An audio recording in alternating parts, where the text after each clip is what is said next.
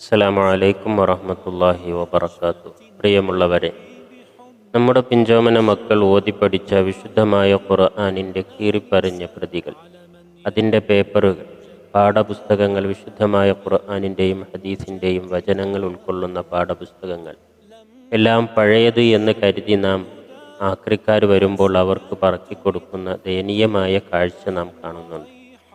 എന്നാൽ ഈ മദ്രസ ആരംഭിക്കുമ്പോൾ എല്ലാ മദ്രസയിലെ ഉസ്താദുമാരും അതുപോലെ മാനേജ്മെൻറ്റും രക്ഷകർത്താക്കളുമെല്ലാം അവർ മുൻപ് പഠിച്ചിരുന്ന പാഠപുസ്തകങ്ങളും അതുപോലെ വിശുദ്ധമായ ഖുർആനിൻ്റെ ഉപയോഗശൂന്യമായ ഭാഗങ്ങളുമെല്ലാം ഒരുമിച്ചു കൂട്ടി ഇസ്ലാമിക നിർദ്ദേശപ്രകാരം അതിനെ മറവു ചെയ്യുകയും അത് ആക്രി കടകളിലും പടക്ക നിർമ്മാണശാലകളിലും അതുപോലെ മോശമായ ഭാഗങ്ങളിലേക്കും വിശുദ്ധമായ ഖുർആനിൻ്റെ പേപ്പറുകൾ, ആയത്തുകൾ എത്തിച്ചേരുന്നതിനെ തൊട്ട് എല്ലാവരും സൂക്ഷിക്കുകയും അങ്ങനെ സംഭവിക്കാതിരിക്കാൻ എല്ലാവരും ക്രിയാത്മകമായി അതിൽ ഇടപെടുകയും ചെയ്യണമെന്ന് അഭ്യർത്ഥിക്കുകയാണ്.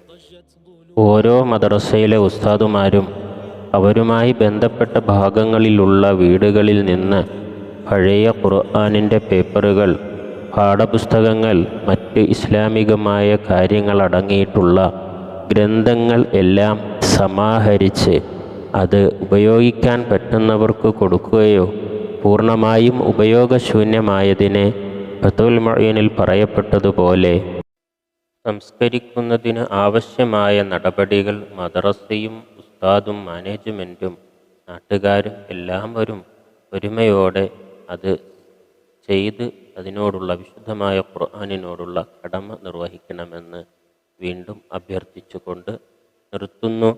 അത് എങ്ങനെ നിർവഹിക്കണമെന്ന് സംശയമുള്ളവർക്ക് താഴെ കൊടുത്തിരിക്കുന്ന നമ്പറിൽ ബന്ധപ്പെടാവുന്നതാണ്.